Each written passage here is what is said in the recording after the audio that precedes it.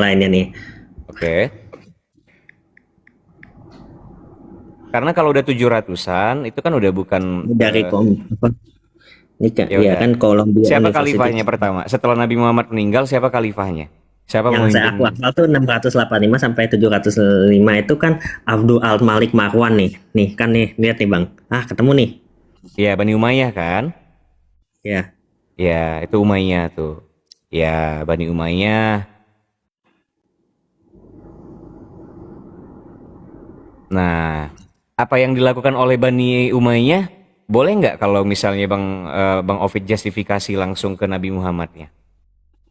Ini ya apa maksudnya membuktikan bahwa Nabi Muhammad mengelegalkan itu gimana? Enggak, Nabi Muhammadnya udah wafat di tahun segitu, Bang Ovid. Tapi dia dia kan terinspirasi dari Nabi kan bisa dibilang.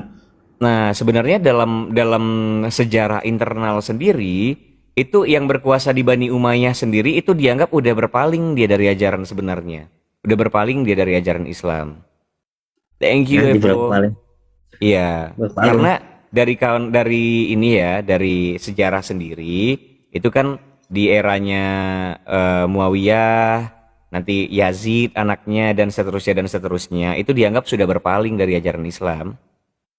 Oh, the Prophet Muhammad had established three major models of jihadi action: Ya. use of violence of for the propagation of Islam, Islamic imperialism, Islamic slavery. Nah itulah Nih, Bang Ovid, bayangkan kalau Bang Ovid itu hadir memimpin kayak masyarakat Dothraki gitu, kayak kaum jahiliyah. Apakah mungkin gitu ada orang yang dia akan bisa mendominasi hanya dengan lembut-lembutnya aja? Enggak dong, yang hmm, dilawannya kan juga masyarakat yang penuh kekerasan kan? tapi gini, yakin apa dia gini kan Ustaz, apa ya Bang? Apakah ya Oh Anda Ustaz, yakin jangan bahwa dong, Nabi ya Muhammad ampun. Saya yakin bahwa Islam itu menyebarkannya itu untuk apa kebaikan. Nah, apa dia itu tidak memalsukan misalnya Alkitab dalam penyebarannya. Kalau saya itu ya Bang Ovid ya, bahkan ada orang-orang yang coba menyerang kekristenan, saya pasti coba berprasangka baik pada yang bertahan. Kalau Saya kan misalnya ada bisa yang menyerang keislaman, saya berprasangka baik juga pada ya, keislaman gitu. Yang penting itu ya tapi berprasangka kan kita baiknya dulu. iya sih, tapi kita buktiin secara aku soal udah yakin udah bukti sejarah kalau ya belajar dari Kristen Karena dan gini Islam. Bang Ovid, kalau begitu nanti kawan-kawan muslim yang mendengar data Bang Ovid yang dibawakan juga bakal membawakan data yang sama. Tapi aku bisa Bagaimana bantah. misalnya kayak Galileo Galilei itu diapakan gitu-gitu loh nanti. Terus Hmm, bagaimana pada saat gospel itu terjadi juga invasi gitu-gitu loh maksud gua tuh. aku Jadi oh, nanti ujung-ujungnya jadi saling serang baik. kekurangan-kekurangan dari peradaban masing-masing gitu loh, Dark Age tuh misalnya gitu loh maksudnya Bang Ovid. Jadi ujung-ujungnya nanti cuma saling hajar ke bagian-bagian kekurangan-kekurangannya, jadi nyerang bagian jelek-jeleknya aja satu sama lain gitu loh. Baik ya, kalau aku jawab ya dari kekristenan. Coba Anda bisa buktiin nggak dari abad 1 sampai sampai 300 Masehi ada penyebaran Kristen itu dengan pedang. Nggak Padahal bisa, Kristen baik Bang, Islam juga baik. tapi kalau Anda bilang Islam penyebaran awal itu dengan baik-baik, saya kurang setuju karena saya punya buktinya bahwa penyebaran tadi kan saya bilang itu dengan perang dan penaklukan kebanyakan. Iya, dan biasakan juga kan Bang, kalau kita mau research itu kita cross literatur gitu loh. Jadi literasi betul, maksudnya kita punya ada kredibilitas yang cukup bagus untuk dari tulisan Oxford gitu. Iya. Tapi nggak bisa tunggal kan, karena yang namanya sejarah ini kan banyak nih. Ada pembuktian manuskripnya, artefaknya, ada ingatan kolektifnya, ada kisah-kisah yang diwariskan. Ya banyak lah metodenya bang untuk ngecek itu. Nggak bisa dong kita kayak sejarah itu harus pakai satu versi aja juga gitu kan. Ya kan gini Pak, tapi apakah Anda bisa membuktikan kalau Kristen itu disebabkan dengan pedang abad 1 sampai 3? Bukan, saya itu nggak bilang saya yang buktikan loh. Saya bilang kalau Bang Ovid melakukan ini, nanti dari kawan-kawan Muslim juga akan mencari-cari kesalahan dong dari pihak Kristennya gitu. Karena Bang Ovid juga sangat aktif mencari-cari kesalahan. Bahkan kesalahan-kesalahan yang Bang Ovid bawakan tadi, kesalahan-kesalahan dari peradaban Islam yang Bang Ovid bawakan tadi juga nggak didasari pemahaman yang komprehensif. Misal saya tanya sama Bang Ovid, pasca wafatnya Nabi Muhammad, siapa siapa khalifahnya gitu. rentetan-rentetannya nama-namanya Bang Ovid tahu nggak? Ini ada nih buktinya nih, saya namanya nih khalifahnya nih. Ini ada nih. Hmm. Inilah bang, nih ya bang, nih buktinya. Kusai nih Abdul Mutsam nih, Abdullah the Prophet Muhammad, Fatma, Ali, Al Hasan, Al Husain, Jesi Imam ini. Ya para imam. Itu si imamnya itu siapa tuh?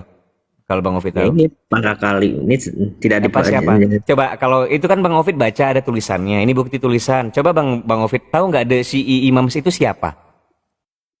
Ya, Coba. ini para khalifah di Islam nih kan genealogi apa kingship on the caliphate in clan of Quraisy. Iya, di bawah coba. Yang the si imam itu tahu nggak siapa? Ini belum dibaca semuanya nih. Nah, itu dia baca semuanya dulu Bang dari berbagai perspektif gitu loh poinnya. Paham kan poinnya Bang? Jadi dari berbagai perspektif Bang Ovid belajar lebih banyak lagi. Jadi waktu apa yang ditanyakan Bang Ovid bisa jawab semua baru tuh. Dan kalau bisa cross literatur, cross references gitu. Jadi referensinya ini bukan dari satu tapi dari yang banyak gitu loh. Maksudnya Bang Ovid tadi bilang kayak oh kekhalifahannya bermasalah. Saya tanya aja setelah meninggal Nabi Muhammad siapa? Coba sebutkan namanya. Bang Ovid cuma tunjukkan gambar itu doang tuh silsilah gitu loh. Coba Ya kan kayak saya belajar dan saya udah nemuin fakta-fakta juga kan bahwa Islam bahkan itu disebabkan begini-begini. ya karena gini loh kayak bahkan dalam sejarah internal Islam sendiri itu nggak semuanya sepakat dengan kekhalifahan Yazid tuh, nggak semuanya sepakat dengan kekhalifahan Bani Umayyah dengan Abbasiyah, nggak semuanya sepakat. Umat Muslim bersatu untuk kesepakatan bahwa yang baik itu pemerintahan di era Nabi Muhammad. Nah, Nih tapi sedangkan saya yang buktiin ya Pak. Nih oke, nah, boleh permintaan Nabi Muhammad nih. dibuktiin. Ya. Ya. In September 629 Muhammad sent a strong force of 3,000 jihadists to Mata, a Christian border district in Syria. Muhammad instruct his Instruct the commanders to commanders to summon. summon Oke, biar saya yang bacain deh, agak jauhin deh. Biar saya baca. Muhammad sends a strong forces. Yo, coba di atas. In September 629, Muhammad sent a strong force of 3,000 jihadis. Belum sampai ujung tadi. Jihadis to ya to Mata, a Christian border district in Syria. Oke. Muhammad instructed his commanders to summon the Christians to embrace Islam, and if they refuse to draw the sword against them in the name of Allah, the Christians had assembled a large force to confront the Muslim aggressors, in the battle. Muslims suffered several losses. Two leading Muslim generals, Zaid and Ja'far were slain. Only Khalid bin Walid's brilliant maneuvers, maneuvers save life of the rest. Masalahnya apa di situ, Bang? Itu tandanya gini loh, bahasanya sederhananya gini loh, Bang. Kayak Nabi Muhammad pernah mengirim pasukan pemberani dan siap meninggoy di perbatasan gitu. Nah, masalahnya apa kalau di situ? Itu kan kalau di era peperangan terjadi kan itu memang begitu cara kerjanya kan. Iya kan, tapi berarti kan Nabi itu menyebarkan Islam itu kan dengan penaklukan ini kan, perang dan penaklukan, bukan dengan cara damai. Sebenarnya kalau dari sejauh yang saya baca sih Bang, memang kontekstual. Ada situasi di mana disebarkan dengan damai, ada situasi di mana saat kekerasan itu diperlukan dilakukan gitu. Nih saya kan kasih nih ya Bang. Nih saya kasih deh nih contoh nih battle perangnya Nabi Muhammad nih sebagian. Below is a list or two of the major expedition and battles which the Prophet had directed or commanded in person. 623. Memangnya kalau menurut Bang Ovid nih dalam situasi perang, apakah pemimpin suatu wilayah itu boleh ceramah-ceramah? Thank you Bang Gofur AG, bentar ya. Apakah cuma ceramah-ceramah aja atau boleh ada perlawanan fisik juga gitu Bang saat situasi perang? Kan Bang Ovid tahu lah, kita nggak naif lah. Misal lagi perang nih, ayo serang, serang, serang, terus tiba-tiba ke tengah pengen ceramah, bakal efektif nggak itu dilakukan? Nih gini ya Kalau Bang, seperti itu. kok kalau lebih bagus kalau agama apa disebarkan dengan cara yang baik atau dengan perang dan penaklukan? Bang, jadi kan posisinya Nabi Muhammad pada masa itu, selain pemimpin agama, beliau juga pemimpin negara. Pemimpin di negara ini ada institusinya, ada tentaranya. Nah, pemimpin agama, pemimpin agama sekaligus pemimpin negara itu kan juga nggak bicara tentang agamanya tok kan, tapi juga bicara tentang mempertahankan kedaulatan gitu loh maksudnya. Itu kan ini. Oh iya, Sen, ini. Lo tahu. Ntar Bang Gofur aja next. Tapi damai ya. Gua minta tolong ya, damai ya diskusinya ya. Ini Bang Gofur AG. Damai ya diskusinya ya. Coba. Siap, siap Bang. Siap, oke Bang. Oke, selamat malam Bang Hos. Malam Ya, Bang selamat Ovi. malam Bang Gofur. Yes. Ya. Teman-teman yang di bawah selamat malam. Assalamualaikum warahmatullahi wabarakatuh yang muslim ya. Salam warahmatullahi wabarakatuh. Ya. Aduh.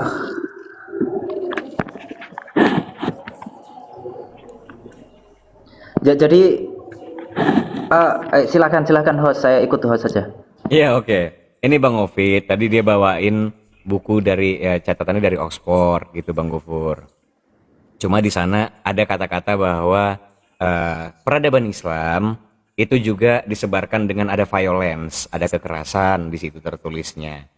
Nah, kemudian di ke tadi tahun kalau 700-an ke atas itu kekhalifahan siapa itu Bang Gofur? Tolong dikoreksi. 711. Udah Bani Umayyah kan? 700, iya itu setelah Rasulullah sudah ini sih sudah selesai. menyerahkan, sudah selesai kekhalifahannya. Khulafaur Rasyidin juga udah selesai kan di tahun itu kan? Karena kalau kalau thank you Audrey, Abu Bakar berapa tahun Bang Gofur setelah Saya wafat kurang Nabi? paham Bang, kurang paham detailnya. Yang Thank you, Audrey. jelas kekhalifahan itu dipegang oleh para sahabat Nabi kan gitu. Tapi nanti coba ambil poinnya aja apa kira-kira, karena saya tadi ambil sedikit poin yang disampaikan Bang Ovid itu kan ketika dia menarasikan bahwa Rasulullah mengutus beberapa 3.000 orang 3.000 3.000 jihadis, pasukan. ya, pasukan. Nah, ini seakan-akan untuk menyerang gitu. Iya kan? Padahal kan enggak. Itu Perbatasan. untuk Dikirim ke menjaga perbatasan perbatasan, tadi. kedaulatan kan. Betul, kedaulatan wilayah gitu Bang Ovid gitu. Itu bukan untuk menjajah, bukan untuk menindas. Itu untuk menjaga perbatasan. Karena kan tadi itu saya bilang juga kan Bang Gofur, Nabi Muhammad ini kan selain pemimpin agama juga ada peran sebagai pemimpin negara gitu. Betul. Nah, Jadi di wajib negara lah ada kalau institusinya gitu. Gitu maksudnya. Oke, boleh saya ini host Bang Haka, boleh saya tunjukkan sedikit data aja. Silakan Bang Gofur. Ya, di zaman Rasulullah itu justru melindungi mereka atau mengcover mereka untuk mereka tetap hidup damai gitu. Boleh ya? Boleh, Dan boleh, ini silakan. siap. Teman-teman, yang mau saya sampaikan itu bukan dari keislaman ya. Data yang Nah, saya itu bagus, sampaikan itu lebih bukan bagus. dari Islam, Oke. tapi mohon maaf, ini data itu dari kekristenan sendiri, gitu ya. Oke, nih saya tunjukkan.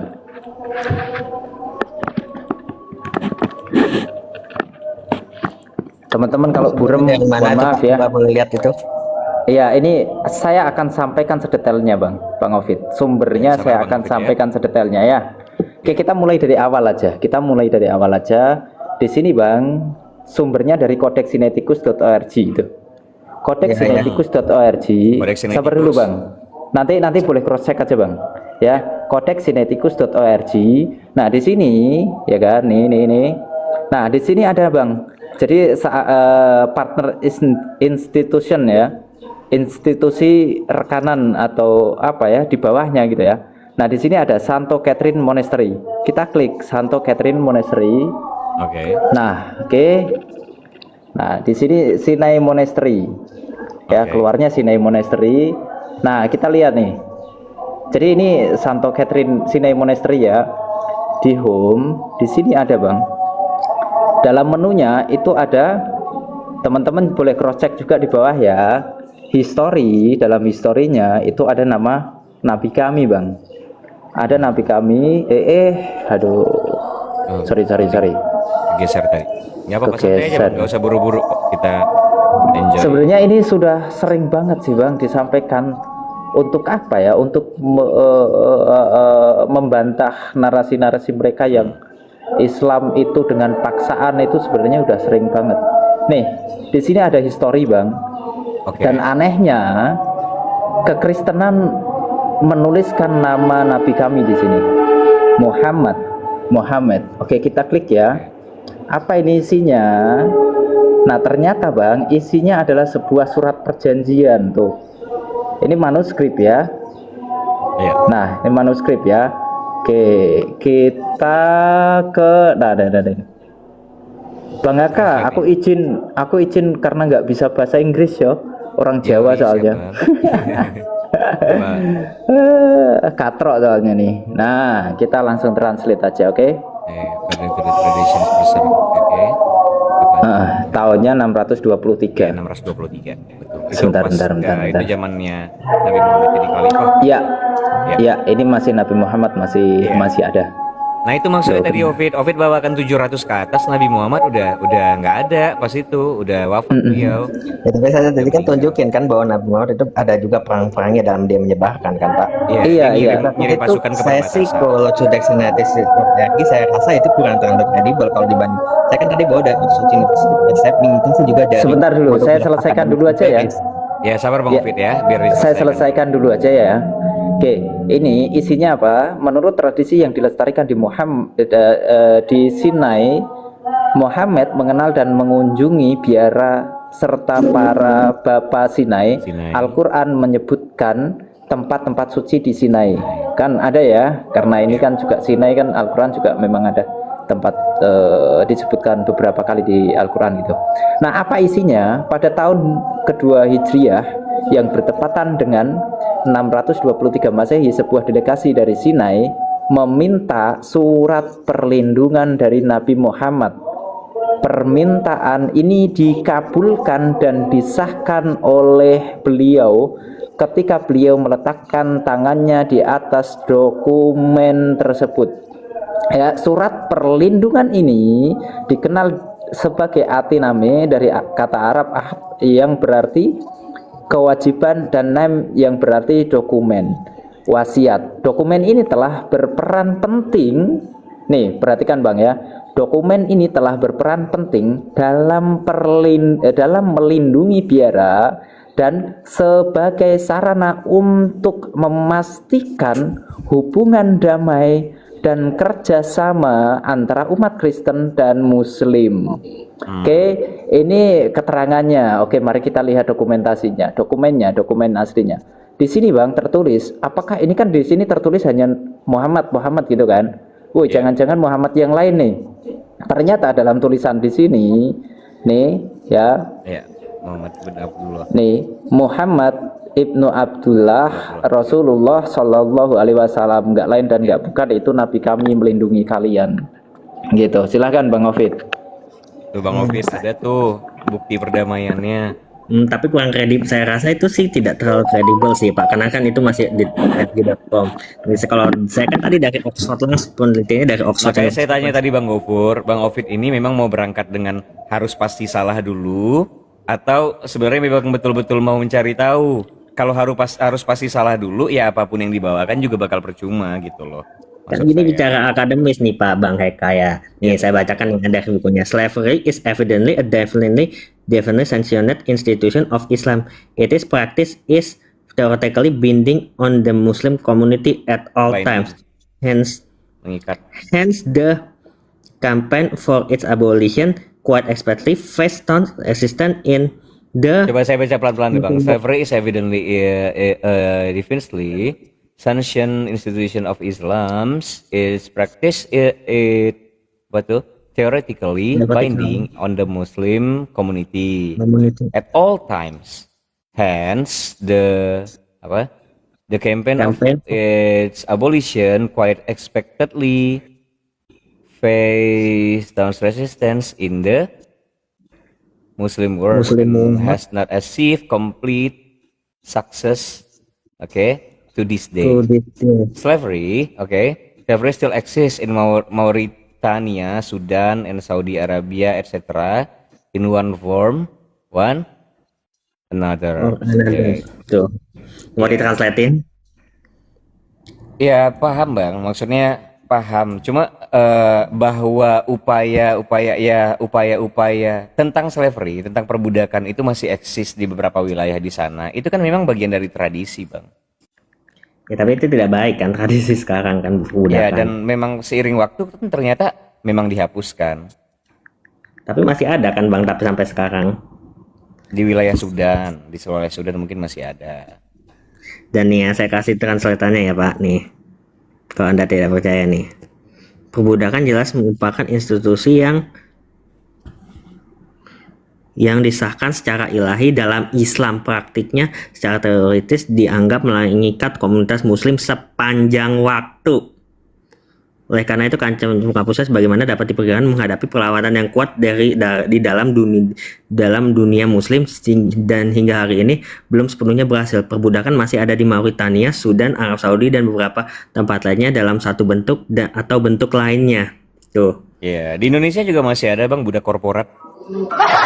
Jadi kalau Anda hanya membaca literasi Bang Ovid kan itu disampaikan di situ perbudakan itu disahkan atau dilegalkan secara ilahi dalam Muslim. Nah ini yang kita harus cari tahu Bang, di mana ajaran Islam dalam Al-Quran atau hadis itu mengesahkan perbudakan, baru bisa dikatakan bahwa pendapat atau artikel itu bisa Itu bukan artikel, itu kita penelitian. Iya penelitian. Iya apapun itu penelitian. Penelitian itu kan probabilitasnya masih ada Bang.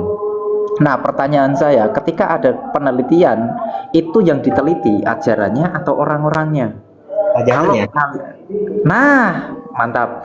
Kalau ajarannya pasti ada sumber ajarannya.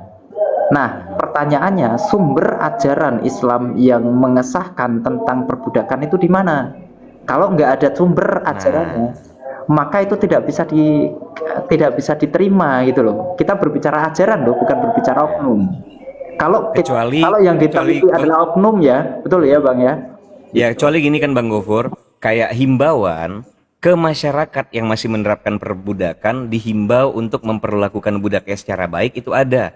Tapi bukan menyarankan untuk mengambil budak gitu.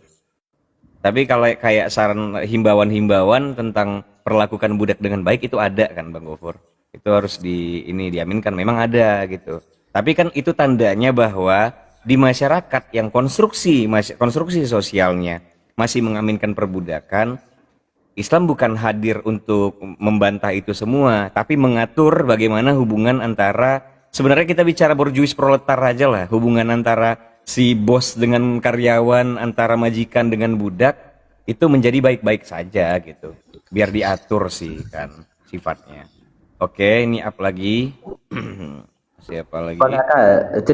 Jadi boleh nggak saya tanggapi Silakan. penolakan ya. Saya tanggapi penolakan Bang Ovid gitu yang mengatakan bahwa sumbernya tidak kredibel gitu.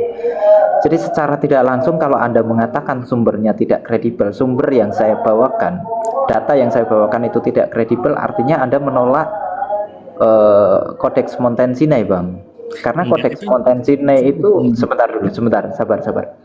Karena Codex Montaigne itu juga dari situ, dari situs itu Anda bisa temukan Codex Montaigne itu dari situs itu.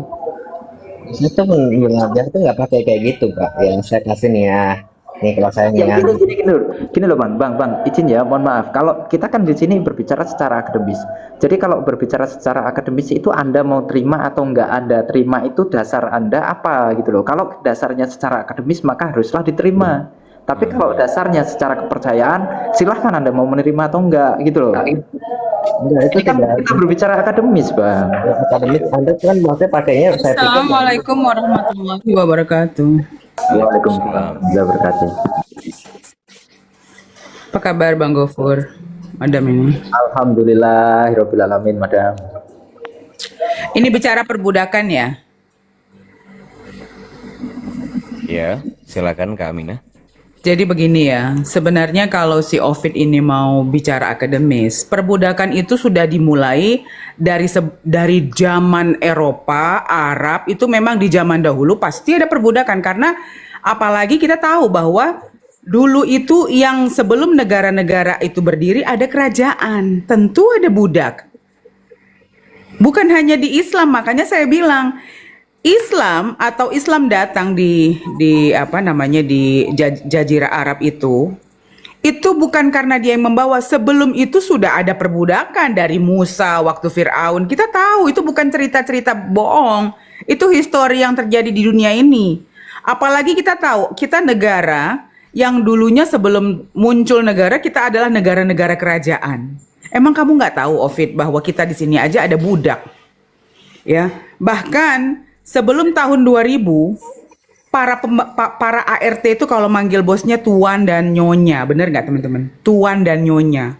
Mereka bahkan kadang-kadang kalau mau ngobrol sama bosnya duduk di bawah. Itu dulu ya. Mungkin tahun 80-an ke bawah kali ya. 90 masih kayaknya ya. Tetapi sekarang kan sudah berubah, udah nggak ada lagi yang namanya tuan, nyonya, budak. Makanya saya bilang dulu, bahkan kenapa dibilang tuan itu, makanya Kristen kan agak bingung antara tuan dan Tuhannya. Tuan itu adalah menandakan bahwa status sosialnya beda dengan orang itu. Tuan itu adalah pasti status sosialnya lebih tinggi dari sang pemanggil Tuan. Tetapi di atas Tuan dulu ada lagi apa itu? Kerajaan, pemerintahan. Ya kalau dulu tuan-tuan di zaman penjajahan mereka memanggil bosnya tuan, tapi dia manggil bule atau Belanda-Belanda itu juga tuan. Bahkan kalau kita mau belak-belakan ya, maaf nih, yang masih memperbudak orang hitam di zaman dulu, di zaman tahun lalu itu apartheid itu ada di Amerika bro, dan itu Kristen. Ya nggak langsung jangan justifikasi ke Kristennya juga. No, it is, right? No, it is of it. I know you not agree, but that's the reality. You can deny, but that's the reality that the apartheid happened in South Africa atau di Amerika. You can learn. It's not Islam, of course. It's not because I want to menghakimi kamu, but that's the realita. Apartheid itu datang ada di South Africa, ada di Amerika. Coba, gimana? Bahkan maaf ya, the cleansing ethnic itu dimulai dari mana? Jadi saya mau ngatakan begini. Kadang-kadang orang di luar Islam tuh menganggap karena dapat doktrin, oh Islam tuh teroris. Maaf. Cleansing etnik di dunia ini hanya ada dua agama yang melakukan, Yahudi dan Kristen. Look at Amerika. Look at Amerika. Kalau begitu begini kan jawabannya kan, Ovid? Look at Australia. That's realita. That's realita, bukan jawaban. Tapi itu kenyataan bahwa cleansing etnik itu terjadi di Amerika, di Australia. Aborigin itu di cleansing. Akhirnya siapa yang menguasai pemerintahan mereka? Dan mereka Kristen, bukan Muslim. Saya bantah semuanya ya Bu. Tunjukin dong. Of course, if you can. Sekarang saya tanya. Emang etnik aborigin Australia sekarang dikuasai sama Australia agamanya apa bro? Tunjukin dong itu abadnya berapa? Apakah agamanya apa bro? Saya tanya, jangan deny, kita history. Kalau kamu akademis, you can learn bagaimana Australia berdiri gitu loh. You can learn bagaimana Amerika berdiri bro gitu. Tapi ya mungkin kami gue boleh ini nggak ngasih advice sedikit aja. Ya, okay. Kalau yang kayak Ovid kak, kalau dengan narasi keras gitu nanti kebenciannya semakin besar gitu kak. Coba kayak adek lah gitu, adek gini Ovid dek, gitu kan. Gini dek, gitu. The way you talk, even kalau kamu bicara halus, tetapi langsung menjustify bahwa Islam itu seperti itu sudah nggak bagus, sudah nggak baik. Kecuali dia bilang, oh maaf ya, kalau ini enggak, dia kan langsung terang-terangan tadi saya dengar di bawah. Makanya saya bilang, saya itu bukan masalah kebencian, ini realita, story. Ini realita story, kita nggak merasa kebencian. Sekarang kita bertanya bahwa gini, coba kamu tunjukkan ya negara-negara Islam ya, negara-negara Islam. Coba lihat Mesir, ada tuh. Ada orang Kristen di sana dan mereka dilindungi. negara-negara kayak Kuwait itu ya, mereka itu bukan republik, mereka republik Muslim. Dia mempunyai syariah Islam. Kamu tahu kita ini Islam ini punya histori, kita ini punya rule and regulasi. Sekejam-kejamnya yang mereka bilang bahwa Islam itu begini, kita aja punya aturan untuk perang. We have a rule. Kita punya rule. Coba saya tanya, di Kristen ada rule untuk berperang? Nggak ada. No, kita tuh berperang kalau kita tuh sebenarnya tidak boleh berperang, tapi hanya bisa berperang kalau kita kalau kejahatannya itu sudah genap. Ovid, your country also been colonial from Belanda. Bagaimana kamu ini? Kamu kayak pura-pura nggak mau tahu sejarah ya? Oh, saya gini ya. Nih dari Enggak, jangan selalu deny bahwa agama saya begini, agama saya kasih. Look at your country, 350 tahun Belanda ke sini, bahkan Protestan itu dibawa sama kerajaan Belanda ke Indonesia. Ini saya bantah dulu ya. Nih dari pengislaman oleh VOC nih. Nih ya, saya bantah langsung nih ya. Selama ini VOC atau Organisasi Dagang Hindia Belanda dianggap selalu identik dengan misi kristenisasi di Indonesia. Anggapan ini kurang valid. Data sejarah menunjukkan bahwa VOC adalah organisasi dagang murni yang tidak pernah kamu nggak usah agama. bawa suatu VOC artikel. Ini sejarah. Kamu mau deny terserah. Ini sejarah. Sebentar, saya tanya. Saya akan kasih tahu. Secara agamisnya. Of course. VOC tidak saja membela Islam untuk menggempur Katolik. Dalam beberapa sejarah mengatakan VOC bahkan menjadi pihak yang paling berjasa dalam penyebaran Islam. Look at, kamu tahu Bung Heka? Kristen ini kalau ngomong lembut begitu, kamu jangan langsung. Saya bukan bilang tentang Kristen yang ngomong lembut, bukan Kak. Tapi maksudnya bukan tentang dianya yang saya bilang. Tapi dia ini kan kalau misalnya terjadi kontranarasi yang terus menerus, kebenciannya kan terus meningkat. Banyak juga kok. Maksudnya kawan-kawan Kristen banyak juga kok yang ngomongnya keras dan kasar, banyak juga gitu. Pun Muslim juga begitu, banyak juga gitu. Cuma kan coba kita fokus. Makanya tadi saya tanyain sama Ovid di sini sudah berangkat dengan keyakinan bahwa Islam salah atau betul-betul ingin tahu? Kalau udah berangkat dengan keyakinan, apapun yang dijawab percuma sebenarnya. Apapun yang dijawab percuma. Dari awal dia diskusi dia sudah menuduh, dan tuduhan itu kejam loh Haka. Iya, agak gede suaranya. Tuduhan itu kejam loh Haka, karena itu fitnah. Fitnah lebih kejam dari pembunuhan. Even suara dia lembut. Kalau saya pembunbun ya, takut ke band ini di roomnya, kasihan. Iya. Iya, oke. Tolong volume kegedean Kak, sorry. Oke. Thank you. Masih gede, tolong Kak. Kok masih gede sih? Iya, coba tanya sama Bang Gopur, gimana Bang Gopur denger ya? Ada noise gitu. Iya, noise madam, noise. Iya. Is it okay now? Oke. Quite good. Tapi masih ada noise-nya dikit lagi. But it's not nggak mengganggu kan? Lumayan sakit sih sebenarnya kuping saya. Oke, thank you Bang, teman baikmu. Halo Bang Andre, apa kabar? Good night, Bung Haka. Good evening lah, good night. Bobo dong kita. Good evening. Iya. Evening, boleh. Iya. Tapi evening bisa sore juga. Iya, tapi kalau good night udah bye-bye gitu. Enggak dong, good evening itu dari jam 6 sore sampai sebelum jam 12. Itu good evening. Oh. Oke. Berarti kalau night sama midnight bedanya? Midnight itu setelah jam 12 malam sih. Ini dibandingkan tentang jamnya, lebih ke konteksnya sih. Jadi kalau misalnya kita say hello di malam hari, good evening. Kalau kita berpamitan di malam hari, good night gitu. Gitu sih konteks penggunaan. Revisi. Good evening, Bung Haka. Oke, Bang Andre. Kak, tapi masih ada noise Kak Aminah, serius ya? Gak bohong. Masih ada sing gitu. Kamu baru ya di dunia debat ya? Siapa? Are you new in the debat? Gue bukan debater Kak. Berarti jangan-jangan kakak yang baru di room saya, karena saya bukan pendebat saya mah.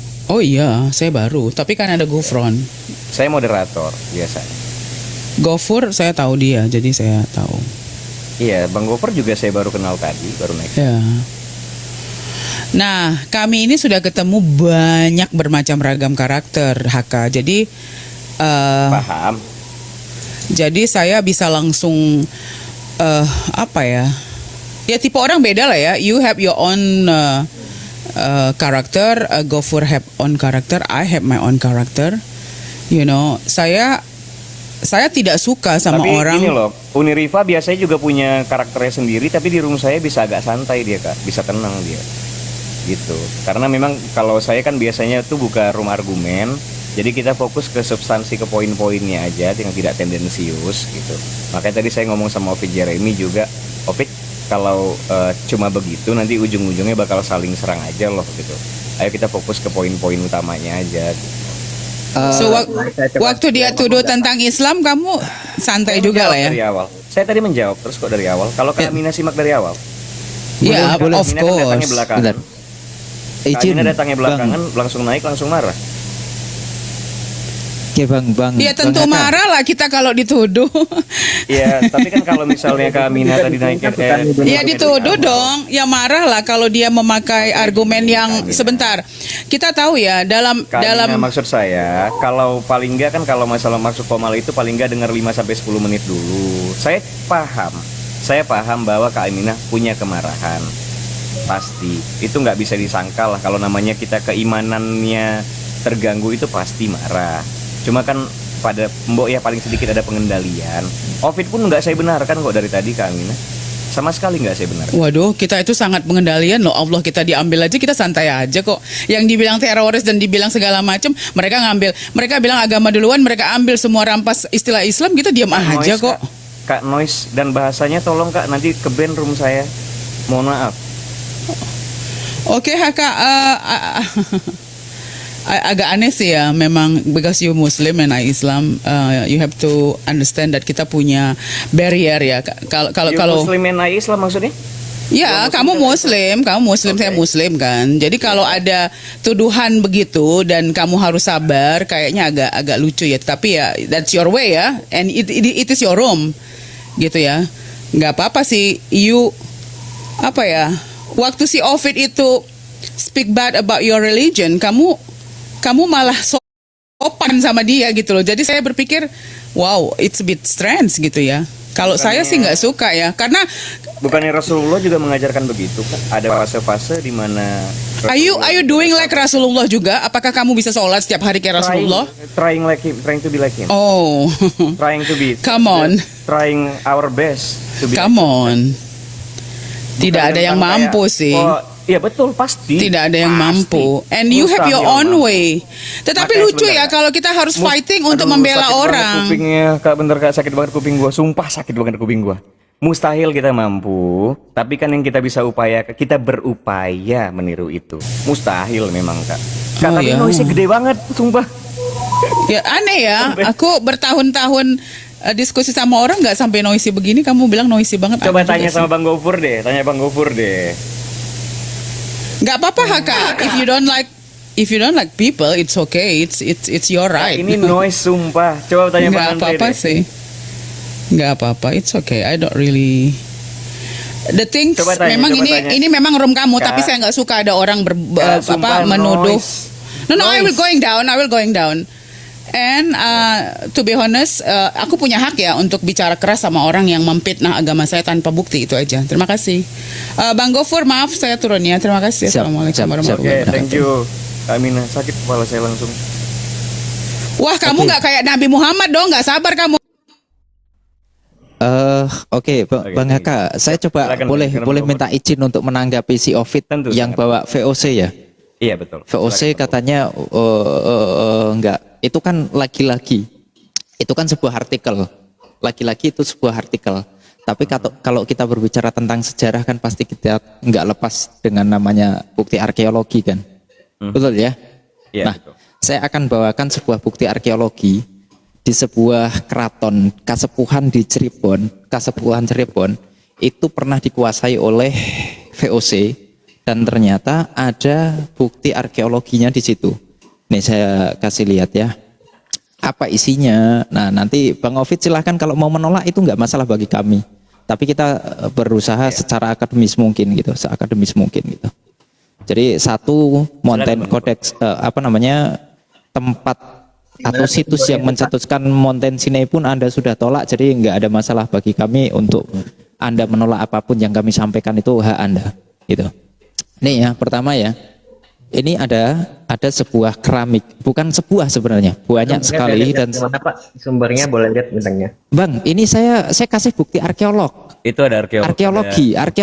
langsung itu Bang Ovid. Arkeologi. Coba Jadi disimak. bukan kalau mau sumber sih Anda datang langsung aja kelar, Bang. Gitu.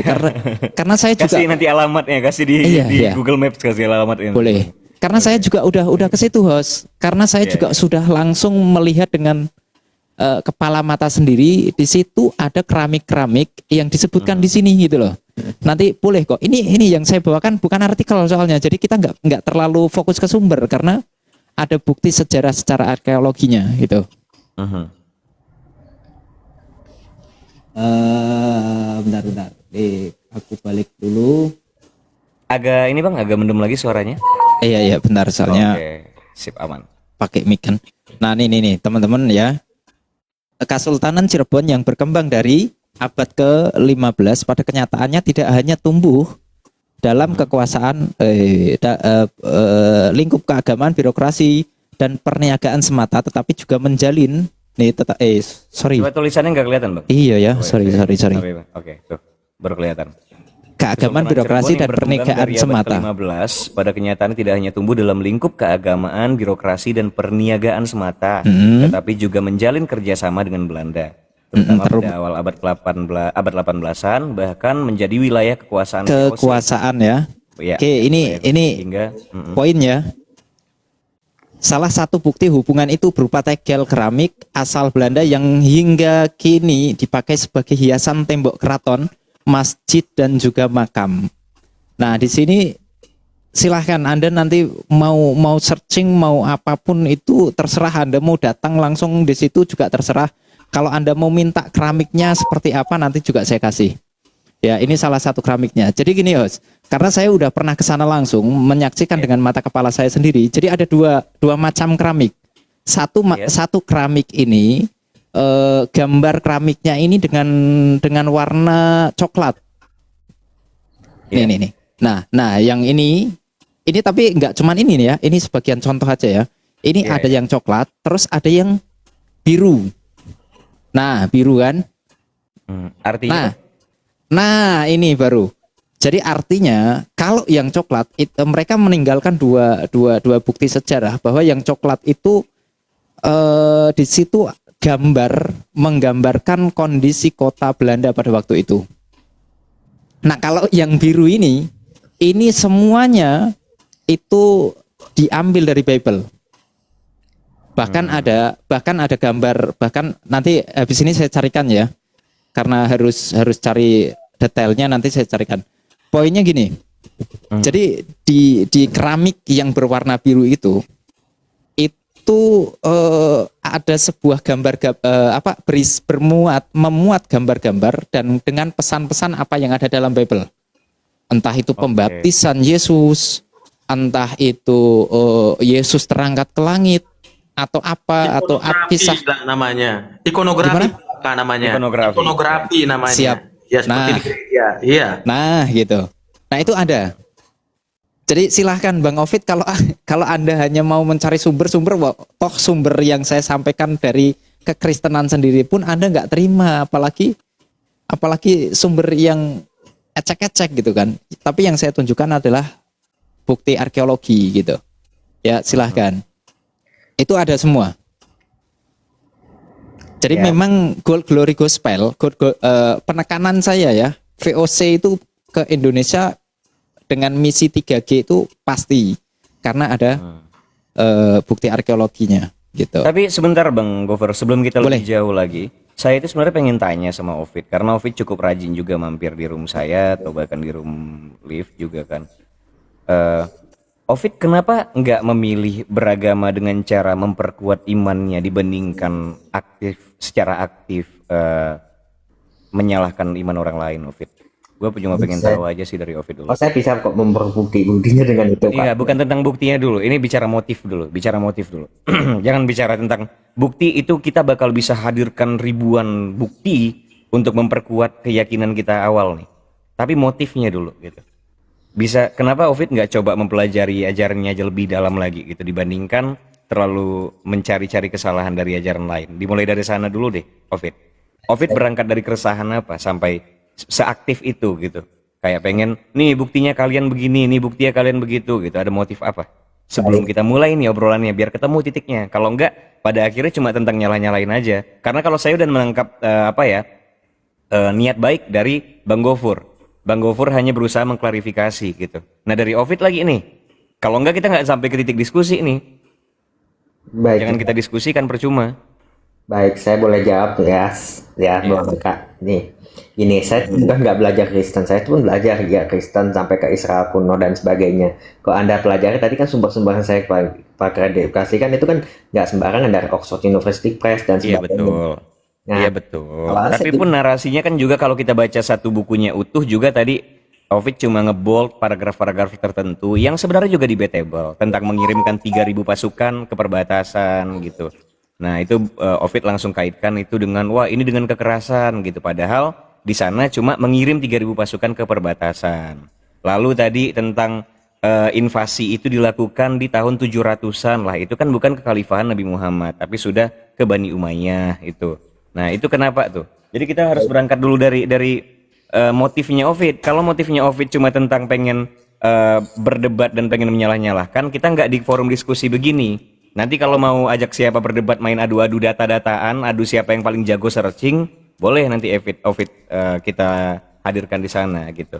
Tapi kalau di sini ujung-ujungnya berantem, karena jelas-jelas saya tekankan sebagai host, sebagai moderator, saya senang melakukan diskusi yang menekankan pada substansinya.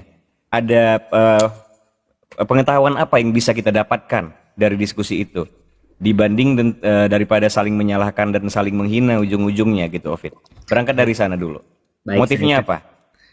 Karena udah mempelajari secara objektif tentang sejarah Islam dan sebagainya, sejarah kekristenan dan sebagainya, sejarah Israel kuno. Nih saya bahas deh. Tadi kan Anda belum mempelajari ya. Nih saya kasih ya. Saya tuh bahkan udah minta jelasin seluruh isi PDF yang tadi saya kasih nih ya, yang dari Oxford itu ya. Nih kalau Anda nggak percaya nih ya, kalau Anda nggak percaya nih ya, ini The Great Arab Conquest nih. Isinya di sini disimpulkan apa nih di sini ya? Naskah nih ya. GPT Bahwa secara PDF ini adalah naskah kritik keras terhadap Islam historis, terutama pada tiga isu, jihad, imperialisme, dan perbudakan. Penulis berusaha membangun argumen bahwa kekerasan dalam sejarah Islam bukanlah penyimpangan belaka, melainkan memiliki akar dalam teks dan praktik awal. Coba tadi promnya Islam. apa? Boleh nggak? Ini kan GPT, ini promnya tadi apa yang Ovid ketik? Ini saya kasih nih. Oke, jelaskan secara akurat, lengkap, dan detail isi PDF di atas, kasih ringkasan. Oke. Preface, acknowledgement, chapter 1, the conferences, oke. Terus bawah Nih. udah minta rangkumin sama GPT. Enak banget nih zaman sekarang ya, zaman dulu kita kalau mau baca pusing. Propaganda Islam. Iya, apa yang diminta itu yang ditampilkan. Tapi Bung Aka, saya garis bawahi tadi dia mengatakan bahwa ini penulis ini menyimpulkan gitu ya. Ini kesimpulan penulis ya. Jadi ya. Silakan.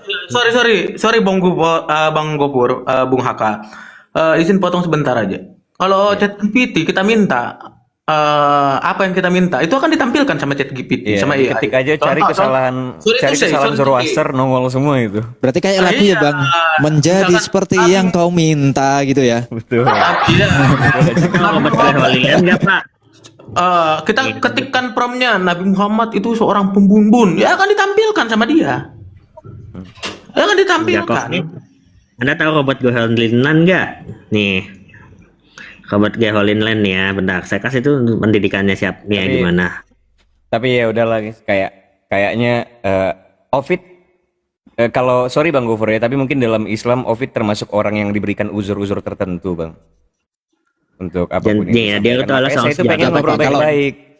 Kalau menurut saya gini Bung Aka, izin ya, mohon maaf saya sampaikan dasar dari Rasulullah Shallallahu Alaihi Wasallam bahwa Rasulullah menyampaikan seperti ini.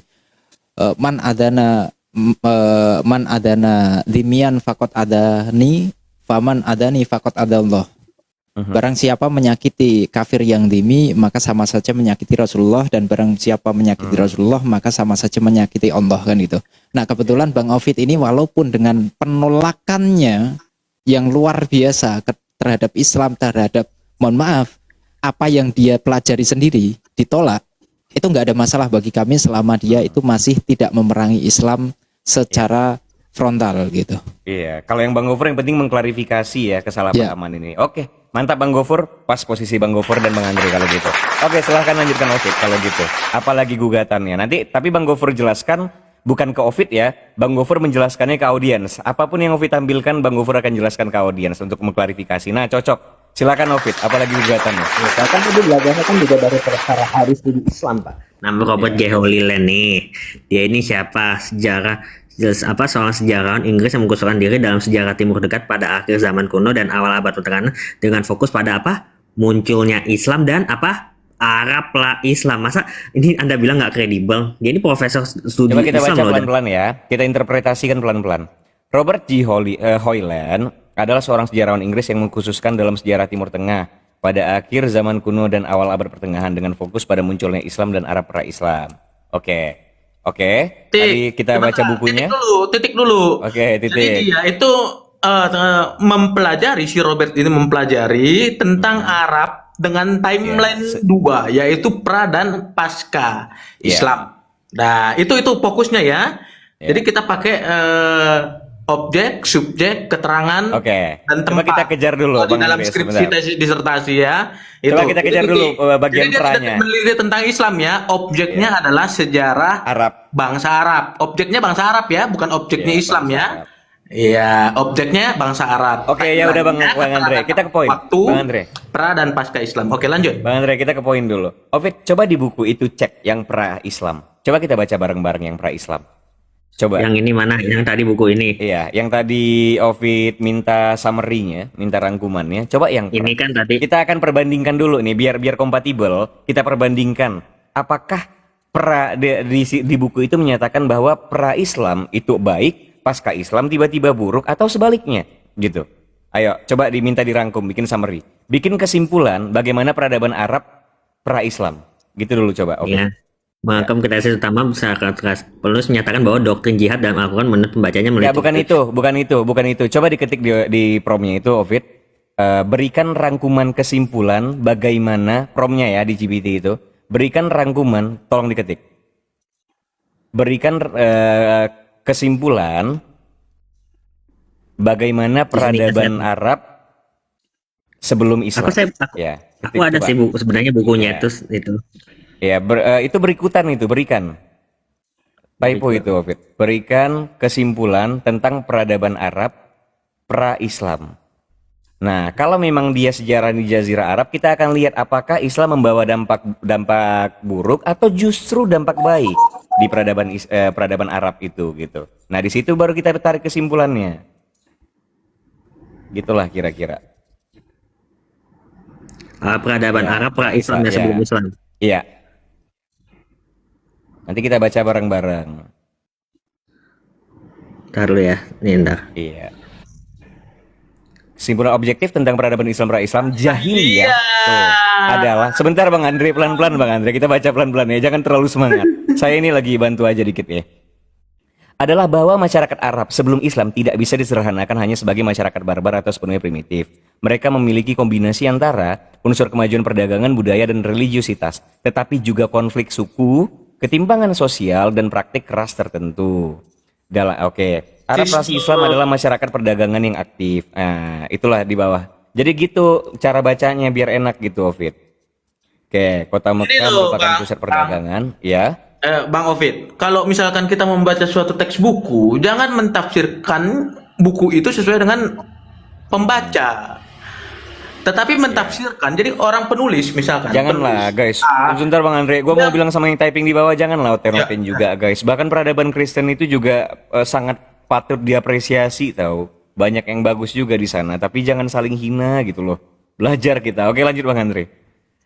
Iya, jadi kalau kita menelisik tentang buku, itu menyimpulkan sesuai dengan kesimpulan penulis. Kenapa? Karena penulis yang meneliti, penulis yang nulis buku itu. Nah, acap kali banyak, nggak cuma acap kali, banyak orang yang membaca suatu buku, misalkan buku A kita baca, kita menyimpulkan menurut tafsiran pemikiran kita, pemikiran pembaca. Akhirnya, ketika kita sandingkan dengan kesimpulan yang ditulis oleh penulis atau pembuat peneliti dari buku itu nanti penulisnya bilang begini, loh, dia nafsirkan karya saya, tapi saya kesimpulannya nggak kayak gini deh kayaknya. Gitu. Misalkan saya baca buku A, itu kan ada sumerinya, ada abstraknya, ada kesimpulannya. Ya sesuai dengan, katakanlah kesimpulannya sesuai dengan kesimpulan penciptanya. Gitu loh. Jangan kita menyimpulkan, oh dari buku ini, kita simpulkan sendiri, kita buat tulisan. Ketika penulis aslinya baca tafsiran kita, apa yang terjadi? Penulisnya bilang begini, loh, kok tafsirannya begini? Kayaknya saya meneliti nggak kayak gini deh tafsirannya. Oke, dari Bang Gitu. Andre, thank you. Bang Gofur, ada yang mau dijelaskan nggak terkait bagaimana sih sepengetahuan Bang Gofur peradaban Arab itu sebelum datangnya Nabi Muhammad dan setelah datangnya Nabi Muhammad, lalu gimana caranya memisahkan antara peradaban Arab secara holistik dengan peradaban Arab di eranya di era kepemimpinan Nabi Muhammad gitu, Bang Gofur. Oke. Saya coba ini ya, ambil apa yang disampaikan Bang Ovid itu sepertinya metodenya memang kurang pas untuk akademis gitu. Karena dia hanya menyampaikan kesimpulan dari seseorang atau menyampaikan kesimpulan dari sang penulis tanpa menimbulkan, tanpa memunculkan premis-premis apa yang sumbernya, tanpa sumbernya. Ketika dia menyampaikan kesimpulannya adalah perbudakan itu disahkan secara ilahi tadi di awal ya. Perbudakan itu disahkan secara agama, disahkan secara ilahi dalam Islam. Nah, itu adalah kesimpulan penulis. Sayangnya Anda tidak bisa menampilkan di mana ajaran Islam yang sehingga bisa menyimpulkan hal itu. Baik, Yang sehingga kita sabar Bang Ovid. Sehingga sang penulis itu bisa menyimpulkan hal itu. Itu Anda tidak menunjukkan satu ajaran dari Al-Quran atau hadis ya, karena pedoman kami itu ya. Yang kedua, kalau kita berbicara tentang tadi juga udah disenggol atau sudah dibedah secara dalam, jangan Anda hanya lihat secara objektif langsung ke Islam, padahal di situ berbicara objeknya adalah Arab. Sedangkan kita tahu Bang, kita meruncing lagi kepada Quraisy, kaum Quraisy. Iya. Bahkan kaum Quraisy pun kita tahu ada namanya kafir Quraisy. Tapi Quraisy itu adalah sebuah kaum atau kaum, dan tidak semua kaum Quraisy itu pagan Quraisy. Kan gitu. Tidak semua Quraisy pagan Quraisy. Sama seperti halnya tadi kenapa dibedah untuk dibedakan pra-Islam dengan Islam, itu yang ada di Arab objeknya adalah Arab. Nah, ketika kita berbicara objeknya Arab, berarti kita harus lihat Arab yang mana, Arab yang Islam atau Arab yang sebelum Islam. Nah, kita baru bisa bedah tuh.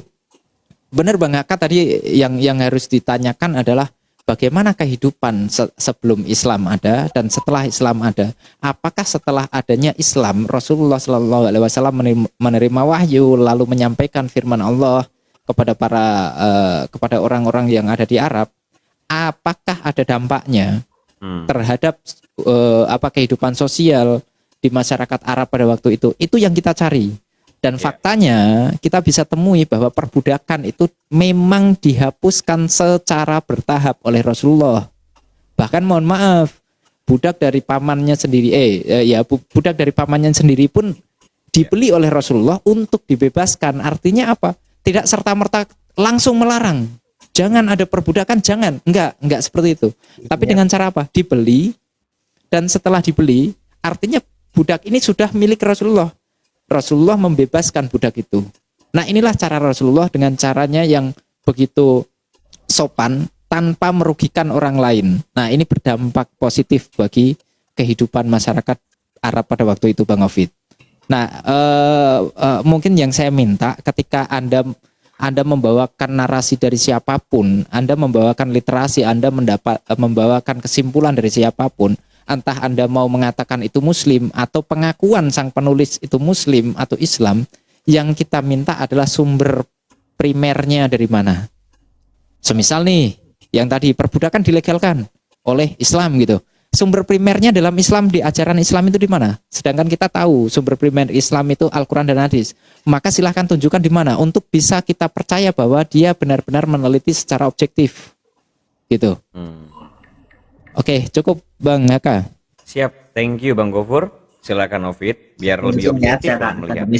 Nih, ada kok. Apa, I've been made victorious with terror Prophet Muhammad, Bukhari 4 ayat 52 ayat 220. Terus saya tunjukin lagi dari bentar ya.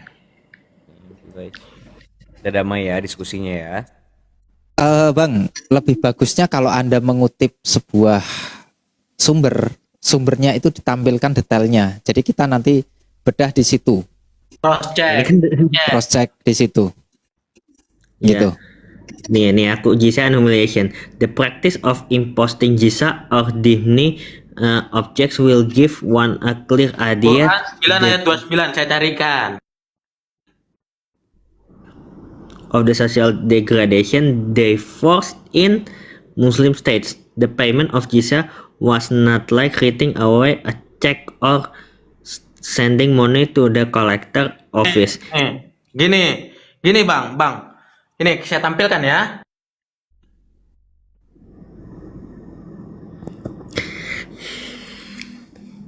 Ini jangan Arabnya lah, kita terjemahannya aja kan. Nanti kalau pakai Arab nanti bingung lagi pakai ajurumiyah pula nanti. Fi'il fa'ul maf'ul. Jadi mentafsirkan Quran itu jangan seperti mentafsirkan Alkitab Abang, Bang. Aku juga mantan Kristen dulu, Bang. Jadi aku tahu betul. Kebetulan keluarga dari mama orang tua bahkan menurung. Jadi beda mentafsirkannya. Kita ada asbabun nuzul. Asbabun nuzul itu penyebab ayat itu turun. Gitu ya. Jadi kalau Injil enggak ada asbab. Tapi itu agak kontroversi tahu Bang. Tapi peristiwa yang mengikuti saat itu turun. Karena kalau sebab ada pertanyaan nih. Kalau sebabnya tidak terjadi apakah ayat itu turun? Oh itu banyak juga problemnya nanti itu. Jadi peristiwa yang mengiringi itu turunnya. Kita bahas.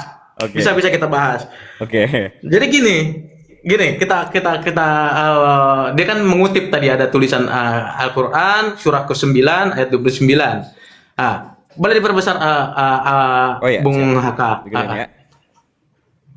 Nah, umat Islam memerangi golongan ahli kitab Yahudi dan Nasrani yang tidak beriman kepada Allah dan hari akhir, menghalalkan apa yang diharamkan oleh Allah dan Rasul, dan tidak beragama dengan agama yang benar sampai mereka membayar jizyah, pajak perlindungan dengan patuh dan tunduk. Oke? Apa asbabun nuzulnya? Ayat ini turun ketika Fatu Makkah, penaklukan Makkah. Bukan tiba-tiba diangkat jadi nabi terus langsung perang. Enggak. Fatu Makkah berarti nama yang dulunya Yastrib menjadi Madinah. Nama Madinah dulu itu sebelum Islam itu namanya Yastrib. Ya, membayar jizyah, pajak perlindungan. Ketika membayar pajak perlindungan itu namanya kafir musta'rimah. Jadi ada kafir zimmi tadi yang dikatakan oleh Bang Gofur, ada kafir harbi yang memerangi Islam, ada kafir mustakman, orang kafir yang membayar pajak untuk dilindungi. Itu yang dua ini nggak boleh dibunbun, yang satu boleh dibunbun karena memerangi secara terang-terangan. Oke? Jadi kenapa? Kembali lagi ke konteks asbabun nuzul tadi. Orang Yahudi ini sejarahnya panjang. Itu udah ada yang menyebar sampai ke Jazirah Arab, Bang. Dan bahkan ada bani-baninya. Bani Kainuka, Bani Khazraj, itu orang-orang Yahudi. Dari keturunan Kainuka, dari suku yang 12. Bang Andre, sorry gue mau kasih peringatan lagi yang di bawah. Yang typing yang ngata-ngatain Yesus ini Yesus itu, saya juga mute ya. Ruhullah loh guys. Isa al-Masih, Yesua Masih ini ruhullah loh. Janganlah, maksudnya kayak kalau misalnya sedang tersinggung sama yang kawan-kawan, narasi kawan-kawan itu jangan kayak Yesus begini, Assalamualaikum. Shalom. Allah itu guys. Oke, waalaikumsalam Bang Volpix. Oke, beresin Waalaikumsalam silakan, warahmatullahi Bang wabarakatuh. Andre. Iya, bahkan dalam Islam pun ruhullah loh itu Warahmatullahi wabarakatuh. yang sedang dibawakan itu. Oke, silakan Bang Andre dibereskan dulu. Ya. Iya. Oke. Itu orang Yahudi, itu ada yang sampai ke Jazirah Arab, Bang. Bikin bani. Cuman kebiasaan mereka dari dulu, ini nggak apa-apa, aku agak panjang ya, Bang. Tapi aku minta 5 menit aja lah, jangan terlalu Oke, 3 menit lah. 5 menit ya. Oh, 3 menit deh. 3 menit, ya. siap. 3 Silakan menit. Bang Andre, beresin dulu. Baik. Jadi Timer ya. mereka orang Yahudi itu mewarisi, mereka kan menyeberang, ya kan, dari Mesir menuju ke Palestina, Filistin, ya kan. Nah, ketika mereka menyeberang, yang dibawa sama Nabi Musa, anggaplah 100 orang, 100 orang ini, itu karakternya kan beda-beda.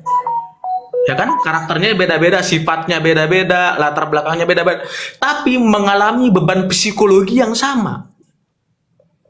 Contoh, pada saat Fir'aun bermimpi bahwasannya ada turunan dari orang Bani Israel nanti yang akan menggulingkan kekuasaannya, apa yang terjadi? Dia perintahkan penasehatnya itu namanya Haman. Dia punya penasehat, panglimanya. Bun semua anak laki-laki yang dilahirkan oleh Bani Israel. Itu tuh kekejaman itu. Beban psikologinya sama. Udah. Singkat cerita, beban psikologinya sama, tapi karakternya beda-beda. Sehingga apa? Ada yang taat sama Nabi Musa, ada yang cuman ikut-ikutan, asal gue selamat aja lah, ada. Nggak sama semua motifnya. Nah, ketika mereka sudah menyeberang dari Mesir menuju ke Palestina, itu mereka meniru gaya orang Mesir pada saat mereka terjajah. Kuasai sistemnya. Itu ada di VT saya juga itu. Kuasai sistemnya, kuasai ekonominya, ya, kuasai pemerintahannya. Jadi sistemnya, pemerintahannya, ekonominya. Ekonominya, Qarun dalam Fir'aun itu pemerintahnya, pimpinannya. Ya, dia Fir'aun dalam menjalankan pemerintahannya dia butuh panglima, orang yang kuat. Siapa? Haman.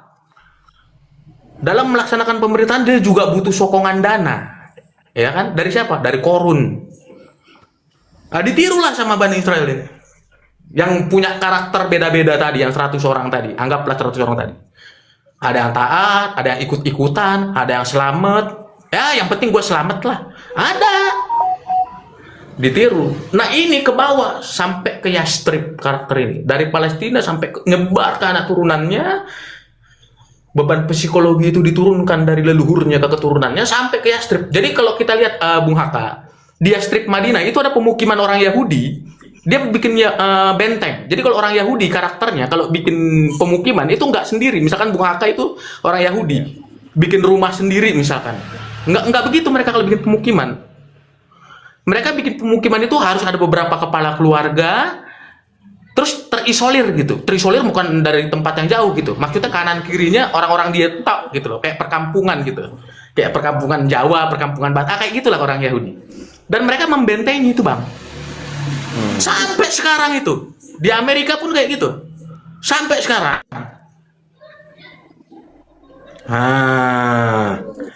Oke. Dan itu sampai ke Yastrib. Jadi kalau kita lihat ke Madinah itu ada bekas pemukiman orang Yahudi, ada benteng-benteng orang Yahudi seperti itu. Nah, singkat cerita, kembali lagi ke sini, asbabun nuzul dari teks ini, Quran surah 9 ayat 29. Itu karena mereka memerangi, suka ngadu domba. Apa? Beban psikologi yang dibawa itu loh, suka ngadu domba. Jadi Bani yang besar di Yastrib di Madinah, itu Bani Aus, ya. Bani Aus sama Bani apa lupa saya? Khazraj. Bani Khazraj. Itu dua bani besar yang ada di Madinah. Itu diadu domba. Nanti dibilang orang Yahudi yang kesini bilang, kau bilang produk-produk yang dijual samamu, kan mereka kabilah-kabilah kan, kabilah dagang, produkmu katanya jelek, terlalu mahal. Nanti dibilang lagi ke Baini Kainuk Khazraj, produkmu dijelek-jelekin, itu barang daganganmu ini. Berantem mereka, Bani Khazraj sama Bani Aus ini. Itu kebiasaan mereka, Bang. Yang dibawa dari Palestina, yang dibawa karena beban psikologi waktu mereka dijajah oleh Mesir. Sekian. Itu asbab nuzulnya. Thank you Bang Andre, thank you sobat Iya. ini ya. Buat insight Bang. Bang Fulpix mau nanggapin dulu atau kita Sedikit ya. Bang Fulpix. Aku sedikit, aku nggak terlalu masuk pada bab materi. Cuman cukup disayangkan ketika tadi saya tertarik naik itu kenapa? Karena ngelihat Ovid. Tertariknya bukan karena Ovid atau materinya, bukan, tapi lucunya Ovid bahwa kemudian menjadikan sumber yaitu ChatGPT sebagai sumber referensi, itu lucu menurut saya. Karena bawain buku juga Bang. Enggak, bentar. Karena ChatGPT itu hanya bisa berlaku sebagai starting point saja, sama seperti Wikipedia. Dia bukan, bahkan disebut sumber tersier pun nggak mungkin lah ya kalau menurut saya.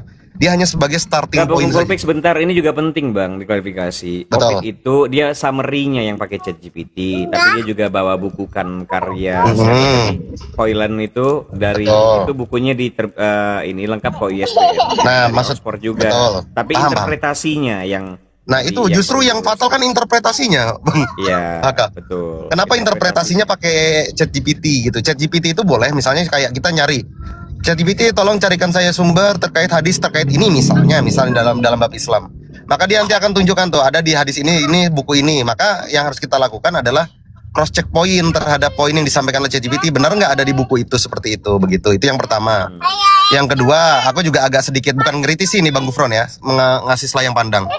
Bahwa ketika tadi misalnya ada buku yang sudah dikutipkan, aku kan nggak tahu nih alurnya. Kalau bukunya misalnya sudah dikutipkan di buku ini halaman sekian, maka ketika kita meragukan kutipan itu, ini beda ya dengan ChatGPT ya. Kita meragukan kutipan itu, maka pembuktian bebannya ada di kita yang meragukan. Misalnya Ovid bahwa bukunya Fulan halaman sekian di bab sekian itu mengutip dari pendapat si C. Ketika kita meragukan bahwa si A mengutip dari si C, maka kita yang harus membuktikan bahwa kutipan si A atas buku si C itu keliru. Kenapa? Karena ini terjadi pada saya dan teman-teman semalam, terjadi miscommunication di situ. Jadi menurut saya dalam diskusi itu perlu dipahami ya Bang Haka dan teman-teman ya, bahwa sumber sekunder ya seperti tadi buku yang mengutip dari buku lain itu dijadikan sebagai landasan ilmiah, itu sudah masuk dalam kategori ilmiah. Walaupun nanti kalau bicara pada beban pembuktian itu hal lain, dan itu saya rasa nggak bisa di TikTok ya, berat ya. Iya, Beban pembuktian. debatable soal masalah beban pembuktian itu. Betul, Bang. karena bicara ego yang kata Bung Haka di kan. Jadi saran saya Bang Ovid, jadikan ChatGPT ataupun Wikipedia itu starting point. Itu poin yang kedua dari saya, dan poin yang terakhir sebelum saya mute lagi karena lagi nyetir di mobil. Kalau mau tahu peradaban bangsa Arab full dan utuh, coba baca buku The History of Arab. Itu ada bukunya, karyanya Philip siapa? IT ya. Saya ada bukunya kebetulan. Kalau mau PDF-nya nanti boleh saya kirim. Nanti Bang Ovid bisa mengcompare itu dengan buku Apa Jadinya Dunia Tanpa Islam. Karya siapa? Karya Graham F. Fuller, salah seorang mantan kepala CIA. CIA yang dia non-muslim, dia mengkritisi Islam awalnya, melakukan penelitian oleh CIA terhadap Islam atas frame bahwasanya Islam teroris dan lain sebagainya. Tapi justru setelah dia menerbitkan buku dan pensiun dari tugasnya di CIA, buku itu mendapat kontroversi dari teman-teman seimannya karena dianggap membela Islam, dan Graham Fuller termasuk orang yang jujur dalam menceritakan sejarah. Jadi saran saya itu Bang Ovid, baca The History of Arab sama bukunya Graham Fuller yaitu Apa Jadinya Dunia Tanpa Islam. Kalau butuh nanti bisa gua DM siapa yang mau. Gratis kok. Lanjut. Oke Bang Fulpix, ntar mau juga dikirim Bang Fulpix, tapi gini itu, kalau di forum akademik, waktu bicara tentang bukti, itu simple tuh, ayo kita cari bareng-bareng gitu. Tapi kalau debat di TikTok, ya itu lu yang buktiin gitu tuh, susah Bang Fulpix. Betul. Kalau di ruang akademik kita cari bareng-bareng gitu kan. Semuanya berusaha mencari bukti-buktinya, itu susahnya. Tapi ya begitulah. Makanya tadi kan saya minta untuk kan yang dibawakan Ovid kan itu kan kesimpulan atau apa kesimpulan yang bersumber dari kutipan. Nah itu yang kita cari kutipannya. Makanya yang kesimpulan itu berasal dari kutipan yang di mana gitu, itu belum Oh, ditunjukkan sama Bang Ovid gitu loh. harusnya outfit sampaikan bahwa ada di buku ini, dikutip dari Nah, buku ini. Nah, nanti kalau Bang Gufron meragukan, Bang Gufron lah yang harus cari kutipan itu kan begitu. Bukan betul. kalau ChatGPT nggak bisa jadi referensi. Saya terakhir itu pakai ChatGPT waktu sharing sama dosen saya, laptop saya dilempar itu. Untung nggak pecah. Makanya Bang Fulbik tadi kan saya sampaikan, bahkan saya tekankan di situ ya ketika Bang Ovid menyampaikan itu, Bang, itu berarti kesimpulan ya. Itu kesimpulan dari penulis kan gitu. Saya tekankan di situ. Itu kesimpulan dari penulis. Nah, si penulis ini mempunyai kesimpulan seperti ini, itu mengutip dari apa? Sumbernya dari apa sehingga bisa mendapatkan kesimpulan ini. Nah, mari kita cari sumbernya Betul. untuk menyimpulkan seperti ini dari mana. Itu yang kita nanti mau bedah gitu loh. Kalau hanya kesimpulan seseorang kan kita nggak bisa. Motif mereka menuliskan itu juga kita nggak tahu. Apa motif mereka menyimpulkan Betul. seperti itu kan gitu. Betul. Baik. Betul. Sepakat. Makanya harus merujuk pada sumber sekunder, minimal sekunder lah. Jangan tersier amat gitu. Ya kan tadi saya Aman ya, tunjukin Ovid ya? Pak, tadi penelitiannya dari Oxford bahwa itu ada nih loh, sumber-sumber bahwa penelitian bahwa Islam itu membolehkan perbudakan, bahkan dibolehkan oleh Allah. Tadi bahkan saya kasih lu ayatnya dari Quran 9 ayat 29.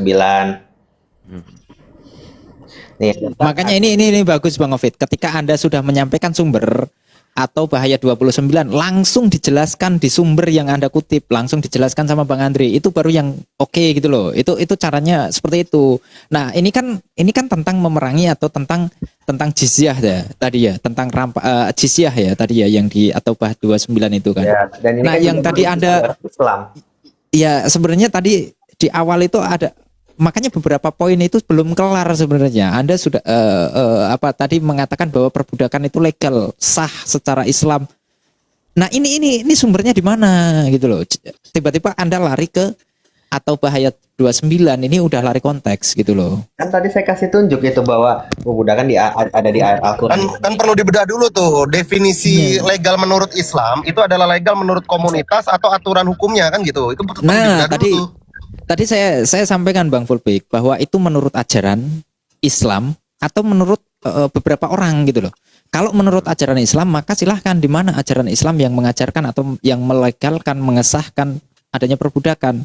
Ini kita harus objektif kepada ajarannya kan, bukan oknumnya kan. Ya,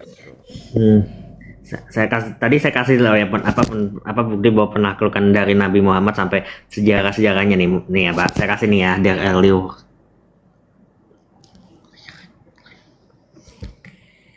Iya, maksudnya gini loh Bang Ovid. Iya, kita tahu Anda menampilkan data, betul. Anda menampilkan data, tapi itu adalah rangkuman atau sudah berupa kesimpulan atau summary kalau tadi Bang Aga ngomong. Maksudnya minimal sumber sekundernya lah atau tersiernya gitu loh. Itu baru nanti kita bisa masuk ke pembuktian gitu loh. Iya, Apakah benar yang diklaim atau apakah benar yang disimpulkan gitu loh. Ini battle dari Nabi Muhammad nih ya, nih saya kasih bukti nih ya. Below is apa? Oke, sebenarnya. Aduh. Below is a list of the major expedition and battles which the Prophet had directed or commanded in person. 623 Masehi, Battle of Wadan. 623 Masehi, Battle of Safwan. 623 Masehi, Battle of Dhul Ashir. 624 Masehi, Battle of Nakla. 624 Masehi, Battle of Badr. 624 Masehi, Battle of Banu Salim. 624 Masehi, Battle of Eid ul-Fitr and Zakat ul-Fitr. Oh, ada Bani Kainuka kan? Ada Bani Kainuka nggak itu? Battle of Banu Kainuka. Ah. Battle of Tawid. Aku ngomong Bani Kainuka nggak tadi? Aku ngomong Bani Kainuka nggak tadi? Ya ini Pas aku kan jelasin data panjang lebar tadi. ini, tapi kan apakah itu sesuai sejarah? Emang Musa hidupnya di abad berapa, Bang? Musa itu hidupnya di abad berapa? Ini kan kita bicara sejarah. Saya kan kasih bukti nih sejarah. Mereka sudah ada di Madinah atau Yastrib pada saat mereka menyebar dari Palestina. Makanya disimak Bang. Capek gue ngejelasinnya. Diulang-ulang jadinya. Nah, ini kan sejarah tentang penampilan Nabi Berarti Muhammad. tadi gua ngomong itu berarti lu nggak paham tadi gua ngomong 5 Nah, menit gini. itu. Itu tadi nggak ada datanya, Pak. Izin Saya menengahi nggak ya. nggak bisa Gua netral ya di sini ya. Nah, gua coba gini, bentar. Bang Ovid betul sudah menyampaikan referensi yang kemudian itu referensi sejarah ya, dan itu bukan ChatGPT teman-teman ya. Nah, yang kedua ketika Bang Andre mengatakan, oh saya sudah menjabarkan tadi, penjabaran Bang Andre tadi tidak disertai dengan datanya. Datanya dari mana? Kalau datanya itu Al-Quran, maka itu sifatnya sekterian doktrinal. Dia bukan data universal yang bisa diuji. Maka dalam diskusi universal, harusnya datanya itu juga sifatnya universal, bukan partikular begitu. Nah, coba Bang Andre, kalau memang meyakini apa yang disampaikan oleh Bang Ovid itu batal atau ada referensi yang lebih kuat bahwa mereka sudah ada lebih dulu dibanding referensinya Bang Ovid, maka tolong ditunjukkan gitu referensinya dari mana, data-data yang bersifat universal, jangan doktrinal sektarian, nanti beda lagi Yesus dengan Isa, ribut lagi nanti kan gitu. Jadi kalau ada dua berselisih maka kita ambil sumber referensi ketiga yang bersifat. Nah, dan juga saya tapi minta nih Pak, boleh nggak sebentar, Fit, permintaan gue justru pengen nanyanya sama Bang Gofur ini, Bang Gofur. Bang, jadi ini ada temen kalau dimasukkan ke kategori apa pemikirannya ini biasa disebut Sunni Asror gitu, Bang. Tahu nggak kira-kira itu? Bang, saya tentang akidah apa macam-macam akidah gitu, saya nggak paham Bang, jujur Bang. Daripada saya salah ngomong dan nanti Tapi malah bukan justru akidah sejarahnya justru. iya sejarah atau Nih, apapun welcome, itu. Sar Ibnu, Bang Ibnu. Assalamualaikum. Iya. Waalaikumsalam warahmatullahi wabarakatuh. Azila. Nah, Jadi Bang Andri kayaknya lebih tepat nih nanti. Iya. Saya nggak berani kalau saya nggak menguasai Jadi- apa namanya materi gitu. Iya, sebenarnya lebih kayak mempelajari sejarah tentang gini kan, kayak sebagian besar Ahlussunnah pada umumnya tentu mengatakan bahwa Khulafaur Rasyidin itu kebenarannya, kebaikannya nggak perlu dipertanyakan lagi gitu, sudah final dianggap gitu. Nah, ini ada Bang Ibnu nih yang Bang Ibnu Syihab nih yang punya narasi yang sedikit berbeda sebenarnya. Tapi Ovid ntar dulu ya Ovid ya. Ovid udah aman ya. Masya Allah, kitabnya keren. Kayak di Ustadz ini, Ustadz Ibnu Syihab. Ustadz Ibnu ya. Ini menarik Ini baru banget juga referensi soalnya. ini. Ini Tinggal menarik narik dari banget. belakang aja ini. Tinggal narik aja dari belakang kitabnya ini. Keluar semua ya. Ovid ntar dulu ya Ovid ya.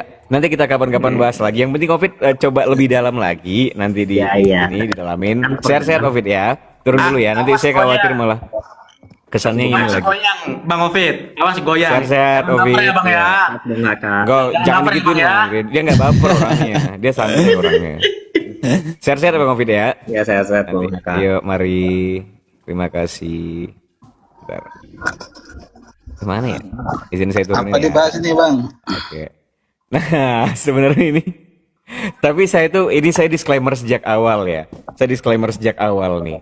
Karena kadang-kadang ada